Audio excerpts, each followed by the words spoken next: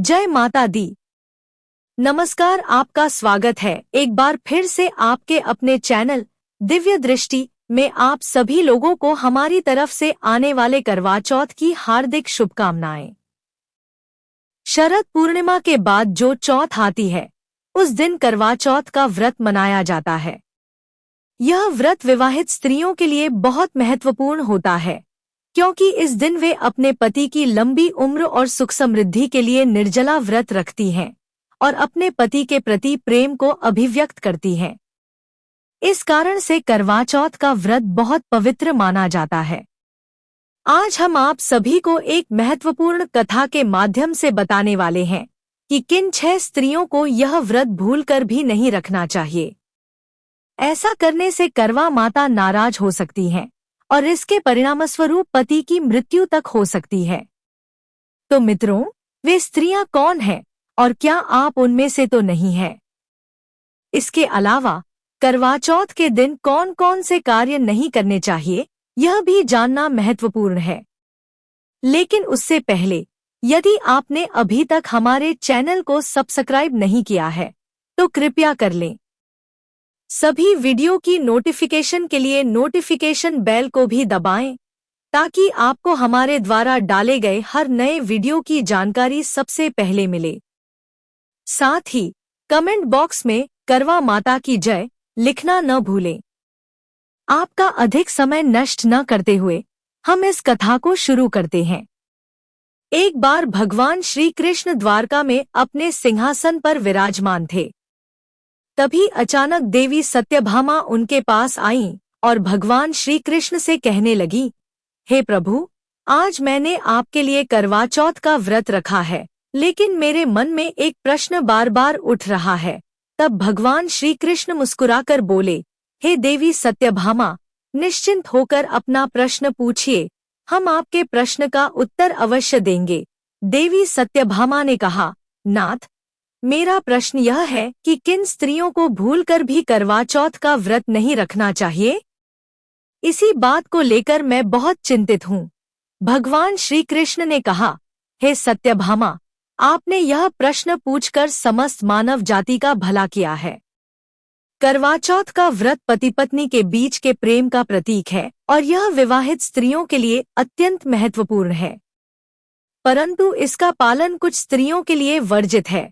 इसके बाद भगवान श्री कृष्ण एक कथा सुनाने लगे। वे दोनों एक दूसरे से बहुत प्रेम करते थे और सुखपूर्वक अपना जीवन व्यतीत कर रहे थे। एक दिन वह व्यापारी कहीं जा रहा था, तभी अचानक उसे बहुत तेज प्यास लग गई और वह व्याकुल हो उठा। अपनी प्यास बुझाने के लिए वह पास के एक घर के समीप पहुंचा और दरवाजा खटखटाने लगा। दरवाजा खटखटाने की आवाज सुनकर उस घर से एक अत्यंत सुंदर स्त्री बाहर निकली। व्यापारी उसे देखकर मोहित हो गया और उस पर प्रेम कर बैठा। वह स्त्री पूछने लगी, आप मेरे घर का दरवाजा क्यों खटखटा रहे हैं? व्यापारी ने जवाब दिया, मैं एक व्यापारी हूँ और व्यापार के सिलसिले में दूसरे नगर जा रहा था, लेकिन अचानक मुझे बहुत जोर से प्यास लग गई, इसलिए मैंने आपके दरवाजे पर दस्तक दी। यह सुनकर वह सुंदर स्त्री अंदर गई और रसोई से पानी का एक गिलास लाकर उसे दे दिया। व्यापारी ने पानी पीकर स्त्री का धन्यवाद किया और वह स्त्री दरवाजा बंद कर अंदर चली गई। थोड़ी देर बाद जब दोपहर से शाम हो गई तो व्यापारी ने फिर से उस स्त्री के घर का दरवाजा खटखटाया। दरवाजा खोलते ही वह स्त्री बोली, अब क्या हुआ? आप फिर से मेरे दरवाजे पर क्यों आए हैं? व्यापारी ने जवाब दिया, अब रात हो गई है और मुझे रात में बहुत भय लगता है। क्या मैं आज की रात आपके घर में ठहर सकता हूँ? यह सुनकर वह स्त्री सोचने लगी, इतनी रात को इस आदमी को घर में नहीं आने देना चाहिए, लोग क्या सोचेंगे? लेकिन यह आदमी शरीफ लग रहा है, चलो इसे ठहरने के लिए जगह दे देती हूँ, वरना इतनी रात में यह कहाँ जाएगा। अपने मन में ऐसा सोचकर वह स्त्री बोली, ठीक है, तुम आज की रात मेरे घर में रह सकते हो, लेकिन तुम्हें सुबह होने से पहले ही यहाँ से चले जाना होगा। व्यापारी ने उसकी बात मान ली, क्योंकि वह स्त्री से बहुत डर गया था इसके बाद वह व्यापारी घर के अंदर गया। स्त्री ने उसे थोड़ा भोजन दिया और फिर अपने काम में लग गई। व्यापारी ने भोजन किया और फिर एक कमरे में जाकर चारपाई पर लेट गया और सो गया। सुबह जल्दी उठकर वह व्यापारी चुपचाप घर से बाहर निकल गया। लेकिन जैसे ही वह बाहर निकला, एक औरत ने उसे देख लिया और वह औरत कोई और नहीं बल्कि उसकी मौसी थी। थोड़ी देर बाद जब वह स्त्री अपने कामों में व्यस्त हो गई तो व्यापारी की मौसी वहां पहुंची और उससे पूछने लगी, वह आदमी कौन था और तुम्हारे घर में इतनी सुबह क्या कर रहा था? स्त्री ने सारी बात मौसी को बता दी। उसकी बात सुनकर व्यापारी की मौसी चली गई, लेकिन उसे उस सुंदर स्त्री की बातों पर बिल्कुल भरोसा नहीं हुआ। इसलिए मौसी सीधा उस व्यापारी के घर पहुंच जाती है और उसकी पत्नी को पूरी बात बता देती है। यह सुनकर व्यापारी की पत्नी को अपने पति पर शक होने लगता है कि उसका किसी दूसरी स्त्री के साथ संबंध है। मौसी वहां से चली जाती है, लेकिन व्यापारी की पत्नी के मन में संदेह बैठ जाता है। जब व्यापारी घर लौटता है और दरवाजा खटखटाता है तो उसकी पत्नी गुस्से में दरवाजा खोलती है और बिना कुछ कहे घर के अंदर चली जाती है। पत्नी के इस व्यवहार से व्यापारी हैरान हो जाता है, क्योंकि उसकी पत्नी ने कभी ऐसा बर्ताव नहीं किया था। व्यापारी उसके पास जाकर पूछता है, क्या हुआ? तुम किसी बात को लेकर चिंतित लग रही हो? मुझे बताओ, मैं तुम्हारी समस्या का समाधान जरूर करूंगा। पत्नी गुस्से में कहती है, सुना है कि आप कल किसी औरत के घर पर रुके थे। आप मुझसे क्या छिपा रहे हैं? यह सुनकर व्यापारी कहता है, अरे कल रात हो गई थी, इसलिए मुझे मजबूरी में उस स्त्री के घर रुकना पड़ा। तुम्हें तो पता है मुझे अंधेरे से बहुत डर लगता है। मेरा उस स्त्री से कोई संबंध नहीं है। लेकिन पत्नी को उसकी बात पर विश्वास नहीं होता और वह बार बार कहती है, अगर तुम्हें अंधेरे से इतना ही डर लगता था तो तुम किसी और के घर पर क्यों नहीं रुके? मुझे लगता है कि तुम्हारा उस स्त्री के साथ कोई संबंध है जिसे तुम मुझसे छिपा रहे हो। इस बात को लेकर दोनों में झगड़ा शुरू हो जाता है। यह झगड़ा इतना बढ़ जाता है कि वे दोनों एक दूसरे से अलग होने का फैसला कर लेते हैं। अंततः दोनों एक दूसरे को छोड़ देते हैं।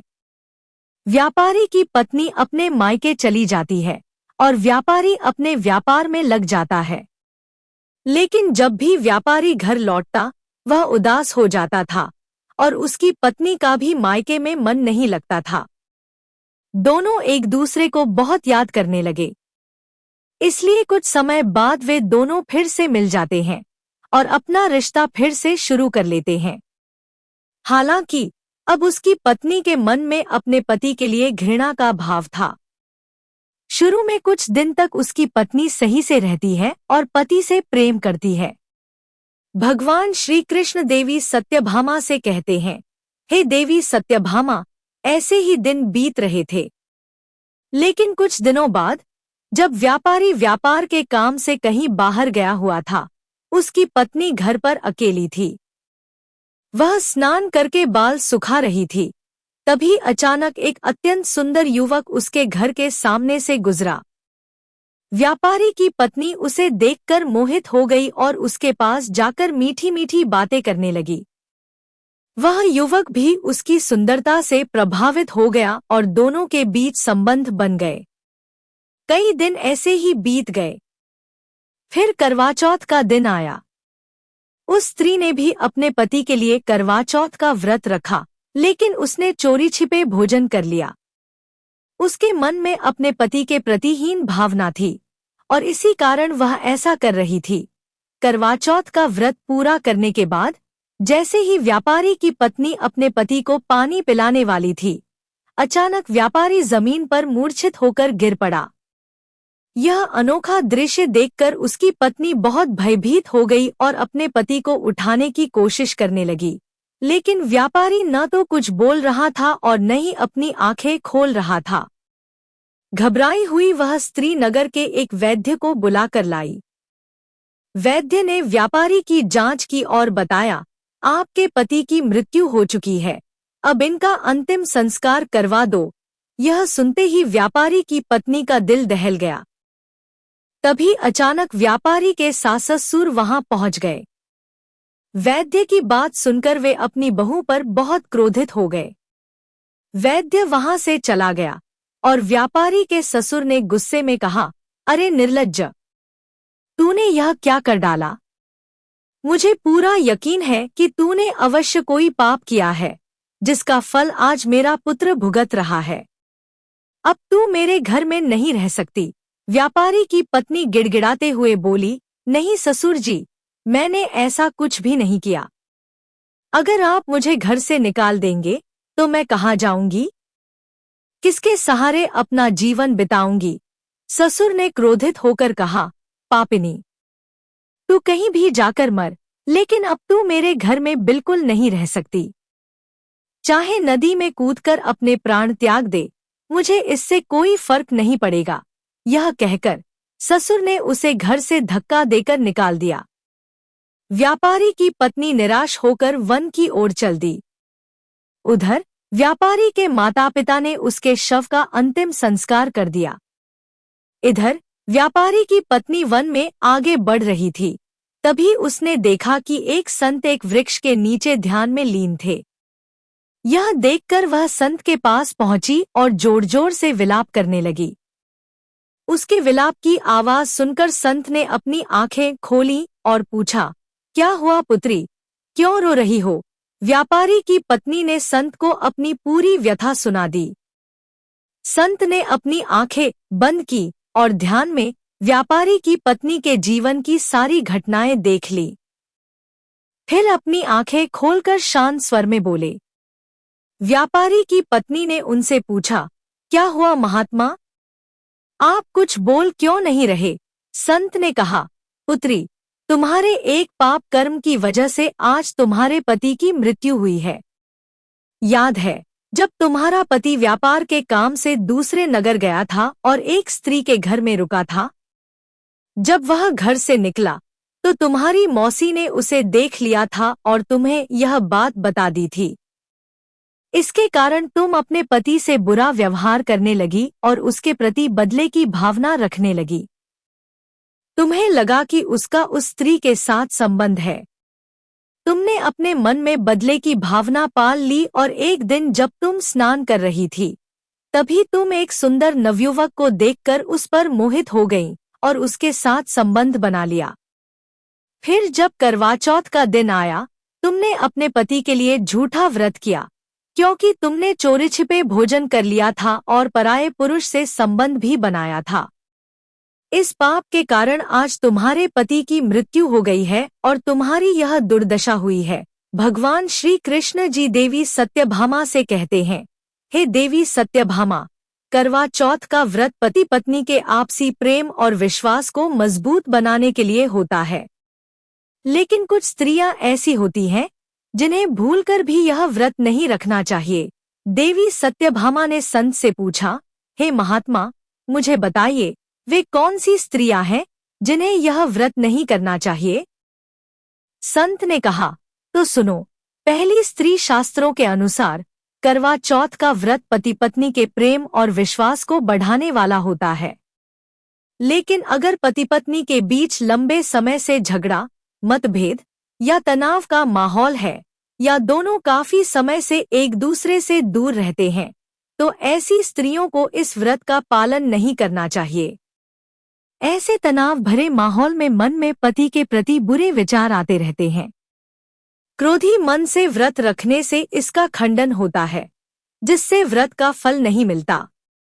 इससे दोनों के रिश्ते में दरार पड़ सकती है। इसलिए इस व्रत को रखने से पहले मन से क्रोध को त्याग देना चाहिए और रिश्तों को सुधार कर ही इस व्रत की शुरुआत करनी चाहिए। दूसरी स्त्री, आज के समय में कई रिश्ते बिना विवाह के बने होते हैं, जिन्हें अविवाहित संबंध कहा जाता है। कलयुग में स्त्री और पुरुष बिना विवाह के एक साथ रहने लगे हैं। कुछ पति पत्नी बिना विवाह के 7 फेरे भी नहीं लेते। शास्त्रों में बिना 7 फेरों के विवाह को शुभ नहीं माना गया है। इसलिए बिना विवाह किए या बिना 7 फेरे लिए किसी पुरुष के साथ रहने वाली स्त्रियों को यह व्रत नहीं करना चाहिए।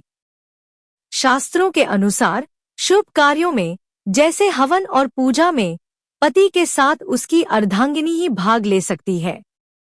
बिना विवाह के रस्मों और वचनों के आप करवा चौथ का व्रत धारण नहीं कर सकती, क्योंकि इसे वर्जित माना गया है। तीसरी स्त्री के बारे में शास्त्रों में कहा गया है कि यदि कोई स्त्री अपने पति के होते हुए भी किसी अन्य पुरुष के साथ अनैतिक संबंध स्थापित करती है और पराये पुरुष के प्रति मन में कोई भावना रखती है, तो ऐसी स्त्री को करवा चौथ का व्रत नहीं रखना चाहिए।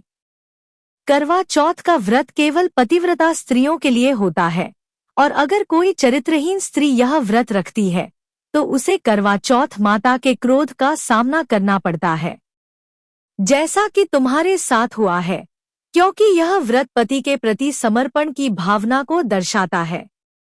करवा चौथ का व्रत रखते समय पति की छवि को चंद्रमा में देखने का अर्थ यह है कि तुम्हारे मन में पति की मूरत बसती है। लेकिन यदि किसी स्त्री के मन में पति के अलावा कोई अन्य पुरुष हो तो ऐसी स्त्री को यह व्रत भूलकर भी नहीं रखना चाहिए। चौथी स्त्री गर्भवती स्त्रियों को भी करवा चौथ का व्रत नहीं रखना चाहिए। हालांकि शास्त्रों में ऐसा नहीं कहा गया है कि गर्भवती महिलाएं व्रत नहीं रख सकतीं, परंतु उनके स्वास्थ्य के लिए यह उपयुक्त नहीं माना जाता। इसी कारण उन्हें यह व्रत रखने से मना किया जाता है। पांचवी स्त्री कुंवारी कन्याएं करवा चौथ का व्रत रख सकती हैं, लेकिन यदि कोई कुंवारी कन्या विवाह से पहले ही किसी पुरुष के साथ संबंध स्थापित करती है तो ऐसी स्त्री को यह व्रत नहीं रखना चाहिए। छठी स्त्री, अगर किसी स्त्री को कोई गंभीर बीमारी है तो उसे भी करवा चौथ का व्रत नहीं रखना चाहिए। भगवान श्री कृष्ण जी देवी सत्यभामा से कहते हैं, हे देवी सत्यभामा, उन संतों ने व्यापारी की पत्नी से कहा कि इन स्त्रियों को भूलकर भी करवा चौथ का निर्जला व्रत नहीं रखना चाहिए। भगवान श्री कृष्ण जी देवी सत्यभामा से कहते हैं, हे देवी सत्यभामा, अब तुम्हारे सभी प्रश्नों के उत्तर मिल चुके हैं। तब देवी सत्यभामा भगवान श्री कृष्ण से कहती हैं, हे प्रभु, आज आपने इस कथा के माध्यम से बहुत ही महत्वपूर्ण ज्ञान दिया है। मैं आपको विश्वास दिलाती हूँ कि इस कथा का विस्तार समस्त देवलोक में अवश्य करूंगी। अब हम आपको बताते हैं कि करवा चौथ के दिन कौन कौन सी बातों का ध्यान रखना चाहिए। करवा चौथ का व्रत सूर्योदय से लेकर चंद्रमा के दर्शन तक निर्जला रखना चाहिए। इस दौरान अन्न और जल का सेवन भूलकर भी नहीं करना चाहिए। व्रत से पहले चाय और कॉफी नहीं पीनी चाहिए, क्योंकि ये चीजें शरीर में पानी का काम करती हैं और करवा चौथ का व्रत निर्जला होता है। साथ ही करवा चौथ के दिन लहसुन, प्याज, मांस या शराब जैसे तामसिक पदार्थों का सेवन नहीं करना चाहिए। करवा चौथ की रात को पति पत्नी को संभोग से बचना चाहिए, क्योंकि इससे करवा चौथ माता क्रोधित हो जाती है। इस दिन सिलाई, कढ़ाई और कटाई जैसे कार्य भी नहीं करने चाहिए। ताश के पत्ते खेलना, चुगली करना और सोना भी वर्जित माना गया है। बड़े बुजुर्गों का सम्मान करना चाहिए और व्रत खोलने के लिए दूध की जगह छाछ या दही का सेवन करना चाहिए। हमारे हिंदू धर्म में स्त्री को हमेशा से शक्ति का रूप माना गया है। पौराणिक कथाओं में भी कहा गया है कि सावित्री ने अपने पति को यमराज से वापस ले आई थी, जिससे यह सिद्ध होता है कि स्त्रियों में अपार शक्ति होती है। करवा चौथ का व्रत इसी शक्ति का प्रतीक है, जहां स्त्रियां अपने पति की लंबी आयु के लिए तप करती हैं। करवा चौथ का चांद देर से निकलता है और यह स्त्रियों की परीक्षा होती है कि वे अपने पति के लिए कितना त्याग कर सकती हैं। कई बार बादलों के कारण चांद नहीं दिखता और स्त्रियां अगली सुबह तक व्रत नहीं तोड़ती। सुबह सूर्योदय से पहले सास अपनी बहू को सरगी देती है, जिसमें वस्त्र, चूड़ी, बिंदी, सिंदूर और सूखे मेवे शामिल होते हैं। सरगी से व्रत की शुरुआत होती है। अगर सास साथ नहीं हो तो वह पैसे भेज सकती है ताकि बहू व्रत का सामान खरीद सके। यह कथा आपको कैसी लगी, हमें जरूर बताइएगा। और अगर आप ऐसी ही ज्ञानवर्धक कथाएं सुनना चाहते हैं तो हमारे चैनल को सब्सक्राइब करें।